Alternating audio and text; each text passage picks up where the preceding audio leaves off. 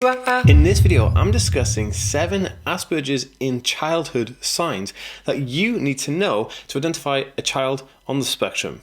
Coming up.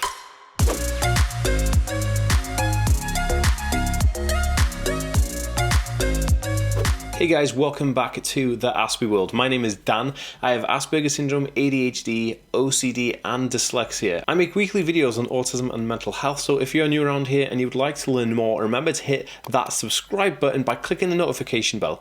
Oh, and if you're watching over on Facebook, make sure to give this page a like and a follow to see daily videos from me. In this video, I'll be discussing 7 most common traits of an autistic child, so that if you are trying to figure out if a child is autistic or not, then this video is for you. Also, I'll be checking in a bonus one right at the end of the video. Okay guys, so before I get on with this video, I'd just like to read out comments that you guys have asked me over on my Instagram account, and if you'd like to be featured in a video just like this and would like me to read out your comment and answer it, then head over to Instagram, give me a follow and turn the notifications on so you'll be alerted when I ask you to ask me a question, and hey, you might be in a video just like this. Okay, the first comment here is from XX Wolf XXYT, and they said, what inspired you to do videos? I was inspired to do videos because after my diagnosis, I tried to find information online and there was nothing available that I felt really made you feel empowered or kind of uplifted to the fact that you have an autism spectrum condition. It was just all quite dull and boring. So I wanted to do something that was a bit fun and a bit more like, I don't know, upbeat. Okay, the next one here is from Gizmo30 Tattoo. How do you think music and art help on the spectrum? Well, I would say that music and art are both creative outlets, right? And we know from research and we know from just experience that people on the autism spectrum are super creative and they're creative types of people. That's why a lot of famous people who are like directors and artists and musicians and very, clever people like that, they're usually on the spectrum because that's where they gravitate towards. So I think this is good in a few ways. One, it helps them have creative outlets for things to do. And another thing, it could be used as therapy. Okay, so the last question here is from Trinity Bailey, and they said, how many years did it take you to get a diagnosis? ? It actually only took me about 8 months to go from the screenings to getting a diagnosis of autism, because I had previously been diagnosed with all kinds of stuff, like, they'd seen I had dyslexia, maybe ADHD and all kinds of things like that. So it wasn't really that lengthy process for me because I was already kind of in the system and they'd had me on their flags anyway. So it only took about 8 months. Okay guys, let's get on with this video. Hey guys, I just want to let you know that I have these for sale. They are autism alert cards. You can buy them on my website. They are small indicator cards that tell somebody of authority or anybody that the person holding this card, carrying this card, has an autism spectrum condition, and it has a name and emergency number on the back. And this is very helpful in situations where it may be apparent that you'll be with authority figures or something, kind of like a safety net. So this is awesome. They're available only on my website. The link will be in a card above here and in the description below, so check that out.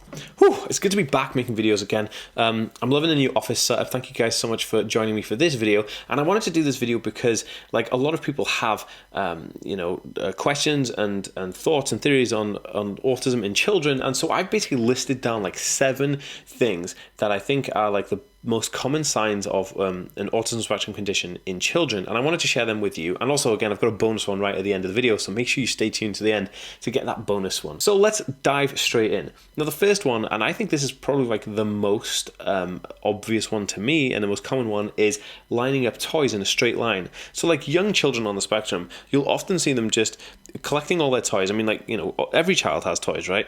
But a lot of kids play with their toys. They have like interactive play and they'll have like imaginative play and things like that. Well, usually people on the spectrum don't have that type of play. They tend to just line up all their toys in like a row, and they have fun doing it. It's like making a linear structure of all their toys, and they could line them all up in a perfect row like that. Sometimes they'll do size, but not always. It doesn't always matter that the size wise. They just like to line all their toys up. I know when I was a kid, I was growing up, I had loads of Star Wars action figures. My parents bought me Star Wars action figures and X-Men action figures. I loved action figures, but what I loved more about action figures was the fact that I could just stand them all up in a line. And I used to love watching Star Wars to see all the stormtroopers in the Death Star just stood up in like perfect like lines and stuff. It was amazing. So I used to like replicate that with my Star Wars action figures. Okay, so number 2 is difficulty in making friends and maintaining friends.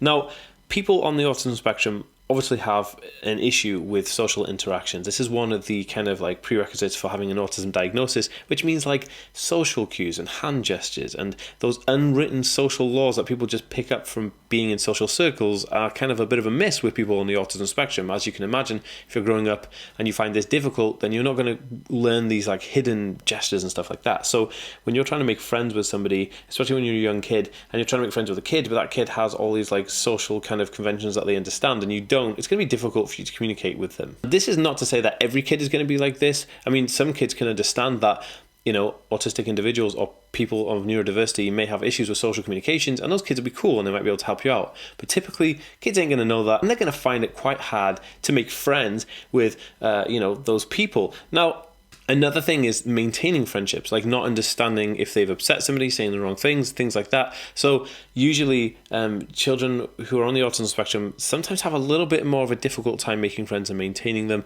It's something to watch out for. If you're looking, at a kid thinking, okay, are they on the spectrum? Are they not on the spectrum? Or, and again, this transposes to adults as well, not just children, but obviously it's quite clear in children because children take everything at face value. They haven't had time to kind of learn workarounds really in life like adults do on the autism spectrum. So this is something that I find very interesting, but it's not impossible. This is not to say that kids who have an autism spectrum condition can't make friends. I mean, of course they can make friends. I'm just saying that it may be difficult and they may have a harder time doing so. Okay, so number 3 is issues with texture and food. Now this is fascinating. So children on the autism spectrum usually have a co-occurring condition or a comorbid condition called SPD, which is sensory processing disorder.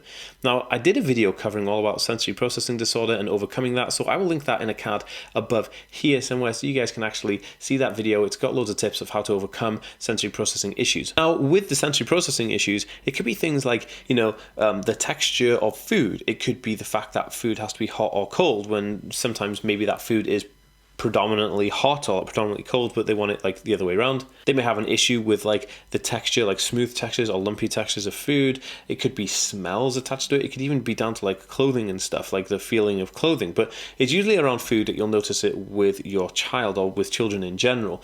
Now, this again is sensory processing disorder. It's not that they are being awkward or they're just fussy kids. It's because they obviously have a processing issue, a sensory processing issue with those specifics. I find this fascinating. Again, sensory processing disorder isn't something that you can diagnose independently. It has to be co-occurring, and like 99% of the time it's co-occurring with an autism spectrum condition. So it's a definite given there if you're finding that your kid or somebody's kid or somebody or a child is having these kind of traits and they also have this sensory processing stuff, then it's typically they'll be on the spectrum.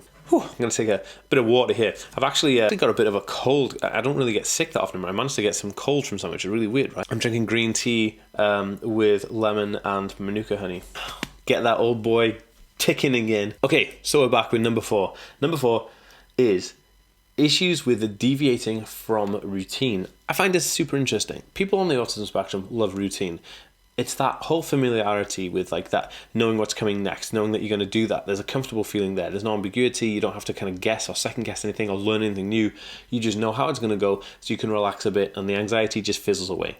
Now, children in the autism spectrum love to have routine. Sometimes it's rigid routine, but that routine, if it is taken away or there is a disruptive pattern in that routine or it deviates from that linear line of routine, then this could cause some distress for that person who is on the autism spectrum, or they could possibly have a meltdown. This is like highly upsetting for someone if they are into a routine and then the routine kind of goes a bit skew-if. So this is another indication to know if a person is on the autism spectrum, then they'll typically like routine, and that routine can't be deviated because they may have issues, if that is the case. Okay, so number 5 is a really interesting one. It's zoning out. Now, I hear this a lot from parents, okay? And it's usually parents who have got children who've been diagnosed with ASD, but before that, they thought the kid was deaf. It's a weird one, right? But it goes like this.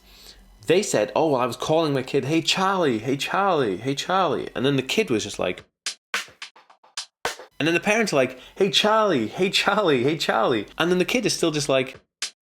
completely not looking at the parent, completely looking the other way and zoning out to their knowledge. So what's actually happening here is the kid is actually hyper-focusing and zoning in on something else. So the person is kind of like looking at, it could be anything, it could be a memory, a thought, it could be looking at an object and really thinking about this object, but kind of like what happens is they zone in so much on this thing that the surroundings kind of get just pushed to the side a bit. So the external stimuli, if you will be kind of forgotten about just for a little bit while they focus on this stuff. So of course these parents are like, oh my goodness, my kid's deaf, and they take him to a doctor and say, oh, they're not responding to their name, and then of course the doctor performs the same test, and then the kid might be zoning out at that same time, which happens a lot of the time, and there you go, the doctor says, oh my goodness, they have something wrong with their hearing, and they possibly could be deaf. Because if it's happening frequently, it'll just look like the kid is just ignoring it, which isn't the case. And I actually know specifically like a guy I know who has a diagnosis of Asperger's syndrome, and he was diagnosed deaf when he was a kid, when it wasn't even that he was deaf. It's kind of interesting that they don't think like that it could be anything else. They kind of just go straight for, oh, it's a hearing impairment, rather than something that could be like neurological. So that's a very interesting one to note, that if your kid seems to be deaf sometimes but isn't deaf, or they don't have any problem with hearing but sometimes they just don't listen to you calling their name or stuff like that, then this could be down to the fact that they're on the spectrum. This is very common. Okay, so number 6, fascinating one. This is called stimming. Now, stimming stands for self-stimulatory behavior, and it's basically a repetitive notion, like a behavior you do repetitively that helps you kind of like self-soothe, if you like, and just chill out and relax a little bit with what you're doing. And stimming comes in the form of all kinds of motions, but probably one of the most common ways is hand flapping. So you might see kids doing this, like flapping their hands. And when they're flapping their hands, they're kind of stimming, and it could happen when they're nervous or when they're excited, because obviously that's a similar kind of emotion. And it's kind of a self-soothing behavior. It happens a lot, and you'll see kids do this quite frequently if they're on the autism spectrum. And I find this super interesting. Stimming kind of evolves as you get older, but as kids, there's one of the hallmark signs that you see them just flapping their hands, and it's awesome. So flappy hands mean happy hands. Okay, so number 7 is obsessive interest. Now, I know we all have interests in life, neurotypical people alike will have interest in things, but kids on the autism spectrum will have an obsessive interest, something that they are so obsessed with. It's the only thing they want to talk to you about. It's the only thing they ever research. It's the only thing they look at, play with, deal with. It consumes their entire life, and this obsession could last a lifetime, or it could last a couple of months and then they're onto something else, but the same effect. They're completely obsessed, just can't get enough of this. This is it, this is my entire life, obsessions. And when you talk to them about anything, they'll just talk to you about their obsession. Now, obsessive interest comes from, again, a hyper-focused background and behavior trait for a neurological condition like autism. And it allows the person to really focus in on something that they feel comfortable with, because they kind of have a relationship with that obsession in some way. They just love the feeling that it gives them when they read about it, or they think about it, or the way that their brain engages with that obsession. It's just unprecedentedly awesome, and they feel comfortable about it. I myself have loads of obsessions. I'm obsessed with Fight Club, the movie and the book and everything that goes with it, the comic book, everything. I love it. I'm actually also a chemist. I was obsessed with chemistry for a while, and I love like gadgets and gizmos, and I love like iPads and things like that. I'm just obsessed. And social media right now, I'm really obsessed with social media. So yeah, hey, go follow me on all my socials. Links are below. But it's something that, with a combined checklist of all of these other kind of traits or signs, if you will, you are able to then identify an autism spectrum condition in somebody, because they're showing those hallmarks. Okay guys, so I know I was going to do 7, but I wanted to do 8 just as a bonus one. This is a complete bonus one, just I thought I'd check in for you guys here, because I feel like it's relevant, and I feel like you totally benefit from this. If you're liking this video, guys, remember to give it a thumbs up, because it really helps me out. And if you think this video can help somebody, please share this video with your friends or family or whoever you think on your social media platforms, if you think it'll help them out, because it'll help me out, because we'll be helping the world. Okay guys, so number 8. So this is a fascinating one. People with an autism spectrum condition may have an accent that is quite strange to their country of origin, right? And you think, oh, what on earth are you going on about, Dan? Well, there's a condition called echolalia, in autism where you repeat words and you repeat phrases over and over again, and maybe just repeating words that you've heard somewhere else. And a lot of people who are on the autism spectrum will obsess over television and movies, and when they're watching television and film and movies and all that kind of stuff, they are learning dialogue and vocabulary from these. And this is how I picked up my vocabulary, mainly American. So people don't know if I'm American or British. I'm actually British. I'm actually Welsh. I live in Wales in the United Kingdom, but my accent is slightly American because I've watched all of those things and I digest that content, and that's how I learned to talk in a certain way. So that's fascinating. But you'll notice that children on the spectrum will have that in common, where they may have a slight American accent. Now, if you know somebody who has an autism spectrum condition and they're from the UK and they have an American accent, that is why. And I found that that was a very interesting bonus to put in here, because it's something that people don't really talk about, but it's something that is apparent, and I've definitely noticed it. And the same, my partner who is a specialist in autism, she also noticed it as well. Thanks for watching this video, guys, and I will see you next time. Peace.